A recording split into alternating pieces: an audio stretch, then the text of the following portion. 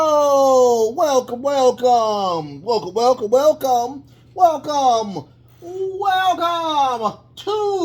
WrestleCram. This is your boy, the host with the most, but humble. And I do mean humble.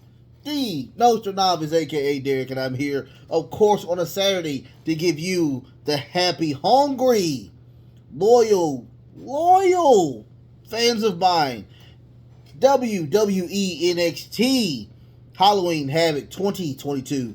First and foremost, thank you so much for being a part of the show. If you're watching it today, you're watching it tomorrow. If you're watching it next week, I truly do thank you from the bottom of my heart to the depths of my loins. I truly do thank you. Without you guys, truly, it wouldn't be me. And I truly do thank you. Every single time, I'm going to keep saying that bad boy. I'm going to keep rocking this till the wheels fall off. I will continue to thank you. If you don't do anything else for me other than watching the show, thank you. Other than watching the show, go ahead and give me the thumbs up button. If you want to do anything else for me, hit the sub button. We're on the road to monetization. If you do anything else other than those things and whatnot, this is a thing by itself. Go and hit the notification bell. I do seven core shows each and every week. So, if you want to watch anything of me, I promise you that little dome will come up and it will let you know to watch it. Or you can hit, you can wait and watch it when you feel like watching it. That's the cool thing about having the notification and whatnot. Also, if you want to do any type of comments, bad, good, the bad, the ugly, you want to criticize my critique of anything, go ahead. Put it in the comments. I don't mind. And I will respond to you. I promise you I will respond to you. Now, before we talk about the show, I did go and see Black Adam, and I will tell you, I thought it was a really great movie. Hands down, great movie. I don't know what Rotten Tomato was talking about. When I say this movie is really good, when I say this movie is crazy good, I think this movie is going to get the DCEU back to what it is supposed to be. And I just feel it in my bones. That this movie is going to get where now that is going to compete with the MCU. We just need to keep making sure that we're working with every single thing that is supposed to happen. Hopefully they get with Ben Affleck and get him back as Batman. Please get him back as Batman. So hopefully, we can see what happens with that, okay? Yes, I'm a Ben Affleck fan as Batman. He was a really good Batman. So let's talk about NXT Halloween Havoc 2022. Let's talk about it. Okay. It wasn't good. Okay. I just want to tell you straight to the point or whatnot. To me it wasn't good. Now there are parts of this that were really good, really good, but it had its highs and then it just went, to me it went up and then it went into a dive all the way down, like you're doing like you're going on top of a roller coaster. You just go all the way down. That's how it felt. You had a spectacular opener. Every time I see the NXT North American title displayed, it is the greatest thing ever, hands down. Just a great title. Craziness when it comes to that. And then you had some couple more things that happened.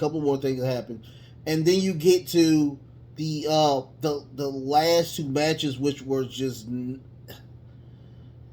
let's dissect it piece by piece. How about that? So first and foremost, we got the intro, we got the video package where Chucky this is apparently his second time doing this, and he's of course promoting his show, but he's promoting everything else on the Halloween Havoc show as well. After that, we get Chauncey and Quincy Elliott they get on the show. Chauncey has a some type of grinder or something like that where she put a piece of metal to it so you can see it spark and shoot out or whatnot. And she gives it to Quincy and she announces welcome to Halloween Havoc, all that good stuff. And we get to the very first match. And when I tell you this was the match of the night, not only the match of the night, but every freaking time we get Carmelo Hayes in a freaking match, it is just literally 5 stars every freaking time. But I tell you, I don't know a lot about Von Wagner, but man, if it wasn't going to be Wes Lee in this match, it was going to be Von Wagner. Von Wagner showed his tail completely off, and a lot of people don't like Von Wagner. I don't know why, but this made Von Wagner a star, and I promise you. So let's go into it. At the bell rung, everybody's looking up at the title except Carmelo Hayes. And Carmelo Hayes is like, what are y'all doing? So he just gingerly walks, trying to get out of the ring so he can go get a ladder, because everybody's so mesmerized about the belt. Carmelo's he's just a genius like that. So somebody stops him, they beat him up. We get a lot of aerial spots from a gang of people. I will say we didn't get a lot of Nathan Frazier. I hated that we didn't get a lot of Nathan Frazier. We got a lot of literally Wes Lee and Carmelo Hayes and Von Wagner. Not even a lot of Oriole. I think he was injured. It had to be that he was injured. Something happened for him not to be a lot in the Mensa or Oriole Mensa. We didn't get a lot of those two in that match. I don't know, but Von Wagner, I mean, he lit it up. He accidentally almost hit one of the people in the audience in the face with one of the ladders. I guarantee it was just a botch. It was I'm sorry type situation. The first thing Von Wagner does is he grabs Wes Lee and literally picks him up and throws him into the commentator. Like, in the ring. They're in the ring. He catapults him out of the ring onto the commentator's desk, knocking him out pretty much for the majority of the rest of the match. But the ladder that Von Wagner set up that almost hit the black lady in the face, he set it up on the guardrail and the ring itself. We get a Nathan Frazier attacks him, throws him on the no, not Nathan. It had to be somebody else that hit him, and hit him and threw him on the table, threw him on the ladder itself, and then Frazier does a beautiful 5-star frog splash on that ladder, breaking the ladder. But it was a great spot. Also, we get after that kind of eliminated Von Wagner from the rest of the match itself. Well, no, because we get no, that doesn't eliminate him, because what it is that Mensa and Nathan Frazier gets a baby ladder, and they hit him a couple of times, throwing him into the audience and knocking him out with the ladder itself. I mean, continuously knocking him out. That eliminates him from the match itself. After that, now we get literally just Wes Lee and, of course, Carmelo Hayes. They have a little contraption set up in the ring as well, where one of the ladders is connected to the ropes and the ladder that's standing up. And Wes Lee, he was really close to getting the belt that go around, but Carmelo's right behind him and does a beautiful Meteora on Carmelo Hayes, giving him the opportunity to win his very first title pretty much in any type of wrestling organization. So I do congratulate Wes Lee on that title shot. I would have wanted Carmelo to win due to the fact it would have been a more intimate match between just Carmelo and Wesley. Hopefully we get that match between Wesley and Carmelo Hayes pretty soon. But congratulations to Wesley. Match of the night. Hands down. Match of the night. So after that we get the video package of Toxic Attraction being invited by Alba Fire to come to a haunted house. So they get in the car, they go to the to this haunted house. They go inside. Well, they're walking into the trying to get to the door, and they get spooked by some guy in a mask. And I think it was Jesse that just and knocks him out, and it was funny. So they finally get to the door, and in a voice, Alba says, "Come on in. You're welcome. You're welcome." So this is the craziest thing. White Girl 101 in a horror movie. Mandy Rose tells everybody to split up. How correct? Typical white girl scenario in a horror movie or whatnot. So they split up. We get Jessie first, and she goes, and she's already just traumatized and scared. No, it was Jessie. And Jessie was like, "I'm sorry for all the stuff we put you through." And she gets kidnapped through the wall. Somebody grabbed her. After that, we get Gigi. Gigi is more of the not scared white girl. So she sits down. She finally sees Alba Fire with her baseball bat. And they start tussling and fighting. But somebody in the refrigerator grabs Gigi and puts her into the refrigerator. So that eliminates her. After that, we get Mandy Rose. And Mandy Rose is literally by herself now. But she does run into, of course, Alba Fire. She does get a bat into the stomach by Fire. The bat falls. Mandy gets the bat, tries to hit Alba, but one of the monsters grabs the bat, and they all try to run out together. Alba is giving everybody bat pieces times 12. Alba throws her into the car, and they are on their way to their match. So they're just driving on their way to said match. After that, we get the Grayson Waller versus Apollo Crews in a casket match. This was a pretty decent match due to the fact that the ending wasn't an ending. It was just the middle part, which I thought was really good. So they bring the casket out first. The Druids that Undertaker hires. They bring the casket out, and they both come out. They start doing their thing. Apollo's getting a lot of offense in, and he actually throws him into the commentating desk, not breaking it, but throwing Wheeler into the commentator's desk.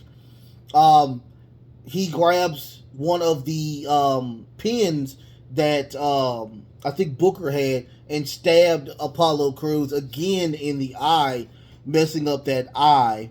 They attempt to do a top rope type of move. Wheeler is just really, really good. He knows a lot. I don't think he should be in NXT anymore either, but I digress. I'm guessing Apollo was going to do like some type of back suplex, or he was trying to do something, but Wheeler grabs him, throws him into the casket, breaking the casket. Now we get two of the referees, Grayson Waller. I said Wheeler. Grayson Waller. He's won, and I'm thinking that he won because Crews is literally in the casket. So I'm thinking in my head, yeah, this is it's over. We didn't get a bell ring, so I knew it wasn't over. So the lights go out, the lights come back on, and Apollo is not on in the casket. He's on the stage, and the Druids are bringing another casket, a bigger casket, onto the scene, and the match continues. We get a great Samoa drop at the beginning of the part 2 of this match by Apollo Crews. He also takes the steel steps apart, trying to break his skull in.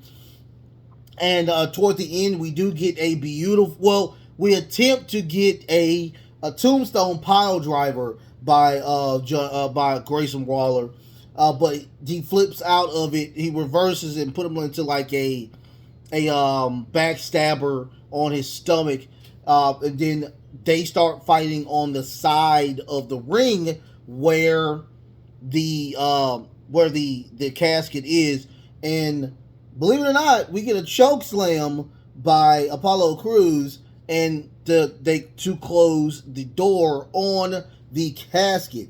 Apollo Crews does win the match. Now with this, I'm thinking that I thought that Grayson Waller was going to win due to the fact that we were going to kind of extend the feud. Apparently, we're not going to get that. So I guess the feud is over. And like I said, I'm guessing because they were saying this is the last pay-per-view of the year for, of course, NXT, that they're trying to close a lot of the doors. And I'm okay with that to a certain extent. But if you got something good, keep it going is my thing. But I digress. What can I say? I'm not a booker. So that was kind of a downer for me because I really wanted, the bad guy to still win. So we can keep, this story is really good. I enjoy the story. So after that, we get Chase U University, a video package. And I'm guessing that they had a Halloween Havoc test. A lot of people did not do good on the test. And they have a new student. And the new student is Duke Hudson. I only seen Duke Hudson one time, and he got destroyed by, I think it was Dragunov. And a lot of people know the extra credit question was, who did the Outsiders beat in Halloween Havoc 1996? And the young man with the blonde hair was just giving out names back and forth, and all of them were wrong. And Duke said that it was Harlem Heat, Stevie Ray, and of course Booker T. So he was right, and apparently he's upset because now we have a number one student in the class.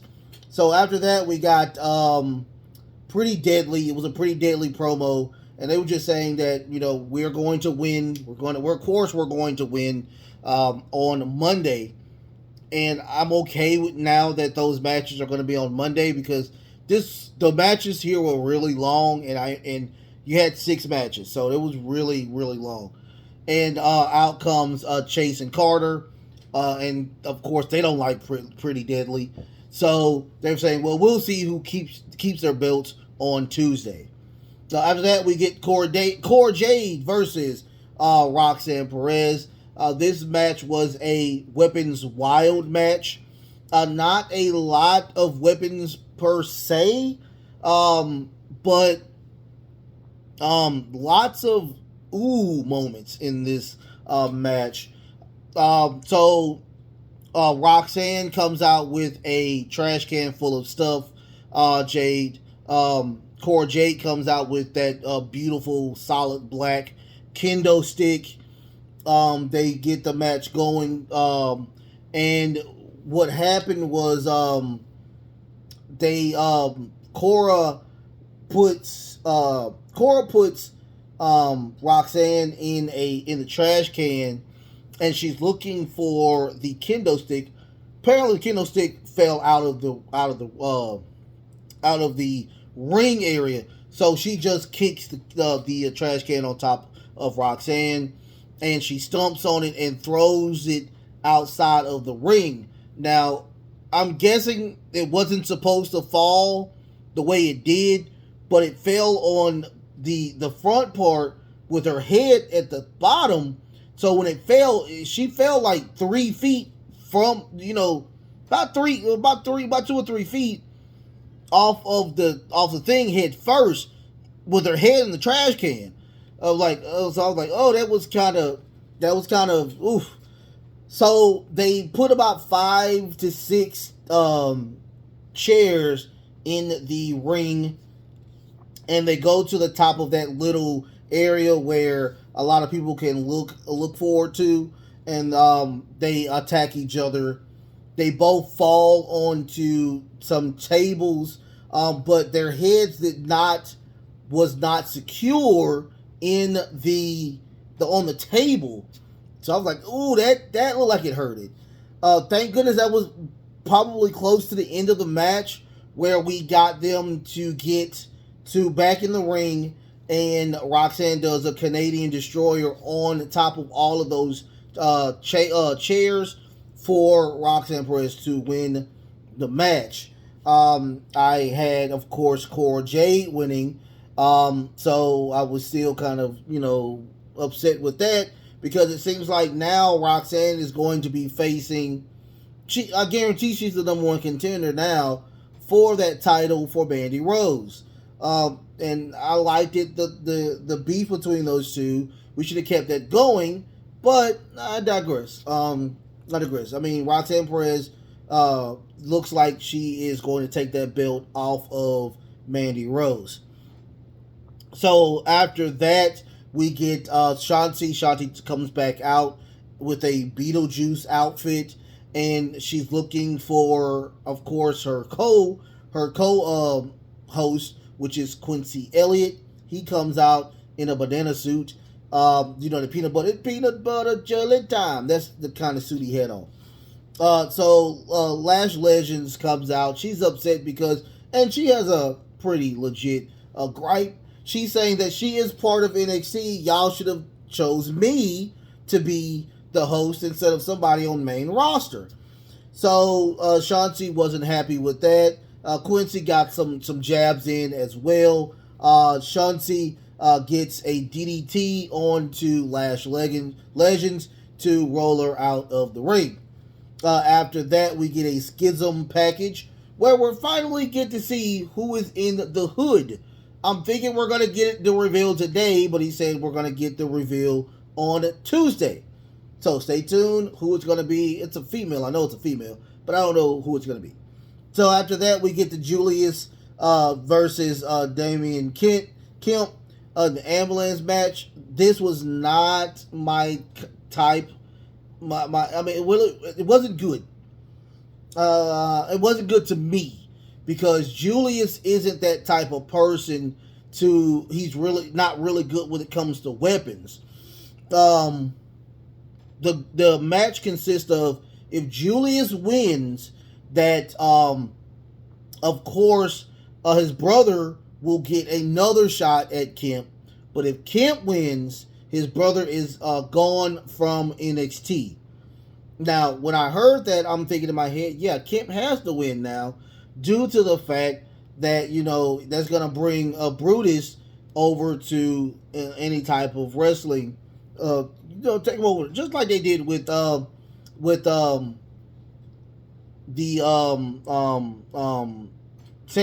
Escobar, Santos Escobar.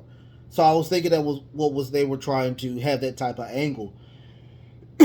That's why I put it on Kemp. That's why I thought Kemp was going to win. Brutally wrong or whatnot. Again, I was wrong again. And Julius did win, putting Kemp in a powerbomb on the stretcher, throwing him into the ambulance, locking the door, and they went off. So the ambulance did leave, and Alba Fire, she drives in. They start their match. Soon as she drags Mandy Rose into the ring. This match was not good at all. I mean, you already have a beat up, battered Mandy Rose. So I mean, this should have been an easy win for Fire, but it still was an uphill battle for her to lose due to the fact that you still have Toxic Attraction right next to you. So she does the what does she do first? She does a beautiful swanton off the top rope, first and foremost, by Alba Fire. Beautiful swanton. She they were attempting to do a count, but they grabbed the referee and knocks the referee out. Well, not them, but I'm guessing that she does aerial off the ropes to knock Toxic Attraction and the referee out. So after that, Gigi gets on the ropes, a super kick by Fire, knocking her out. And no, that's what happened. I'm sorry. She does a super kick and she falls on the rest of Toxic Attraction and the referee, knocking the referee out. After that, we get Gigi and JC, and they do their nice little high-low on Fire, throwing her back into the ring, giving the opportunity for Mandy Rose to do that beautiful knee for the referee to get. They throw the referee back in as well. 1, 2, 3. Mandy Rose does retain the title. Now, let's talk about this for a second. I'm going to go into kayfabe mode. I cannot be mad at Toxic Attraction for what they did because of all the trials and tribulations that Alba Fire did. I mean, just think about it. You did all of this stuff, and I'm not going to just come back and just do the exact same thing to you. I can't be mad at that. But taking kayfabe out, the match was too much. You had the cinematic part, and then you had the other part. And I think it just was too much. Y'all put too much emphasis on the entire match, making the match long. If you added the cinematic part and the match itself, that was pretty much the longest match next to the main event, which was not good. It wasn't good. So we get the main event. Well, before we get the main event, we get, of course, both contenders for the men and women titles for Tuesday. They're just all trying to hype each other up and, try to be good Samaritans. So they go out to watch the main event. That was it. So we get the main event, which is Ilios Dragunov versus JD McDonough versus Braun Breaker. I'm not really going to talk about this match. I'm just going to talk about how bad it was, and it should not have been a triple threat. Number one, JD McDonough should not ever get another title shot again. He is not championship material. Not by a long shot. Ilya Dragunov was really, really, really good in this match. When I tell you that I honestly thought that they were going to pull the trigger and have Dragunov win this title, I wouldn't even got mad off of that.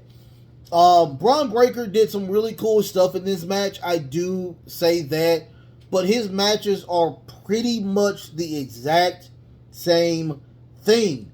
And I'm kind of happy that it was a triple threat, because if it was just a one-on-one match, this would have been a 30-minute match for absolutely nothing, doing the exact same thing that he does every single time. No disrespect. I love Braun Breaker. I do. It's just, it's the same stick. And with the triple threat, I see what they were going with it. I honestly see they were going with it. I guarantee that they were like, his kryptonite is triple threats. So he usually loses his matches in triple threats. And they wanted to make him a strong person to get him over so when he gets to the main roster, he's unbeatable. He's unbeatable. He's perfect, and I understand that. I can't be mad at that part. But what was the point of having Austin Theory at the end of the show to not have Austin Theory at the show altogether? I'm going to wait and I'm going to sip on a little bit of this glorious Arnold Palmer just for a little bit, because I just want to know.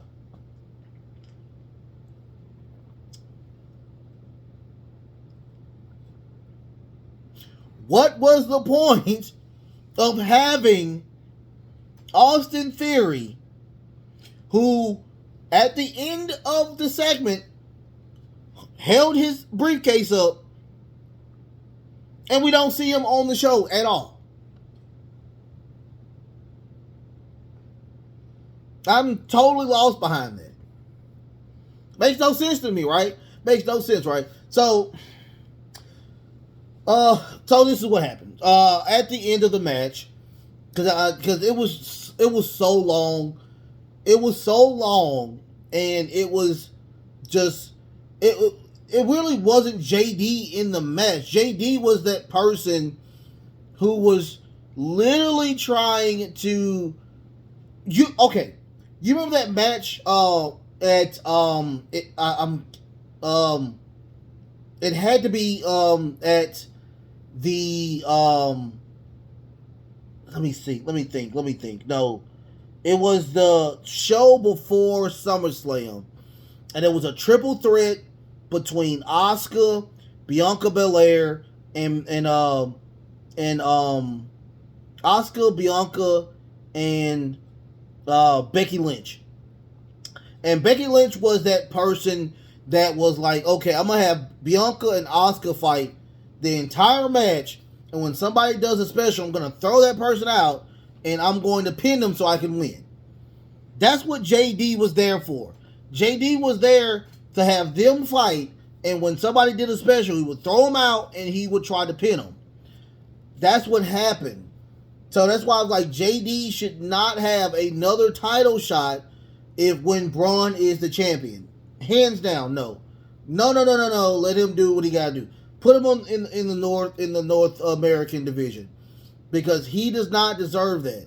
Yuliov did that headbutt onto of course JD, knocking him out. He getting back in the ring, getting put in that spear for him to win to retain the title. Of course, Braun Breaker to retain the title. When I tell you that it was a long, brutal match to watch to me. For me, it was a long, brutal match. But, it is what it is. And we didn't get anything ending. We didn't get an ending either behind it, which was fairly weird. And this is their last pay-per-view, and it's only October. Make it make sense. I'm not understanding that. So I don't know what they're gonna do. I hate that what's going on. But like the first match was like the banger. It was so good. It made no sense whatsoever. And I was like, oh, if this is the best, I can't wait to see the others. And it was not. The last three just didn't do it for me. Y'all, I love y'all so much. I'll see y'all tomorrow. Of course, I have the Dirt Sheet Roundup for y'all tomorrow. Like, share, and of course, subscribe. The best is truly yet to come. Until next time, love, peace, and of course, wrestling.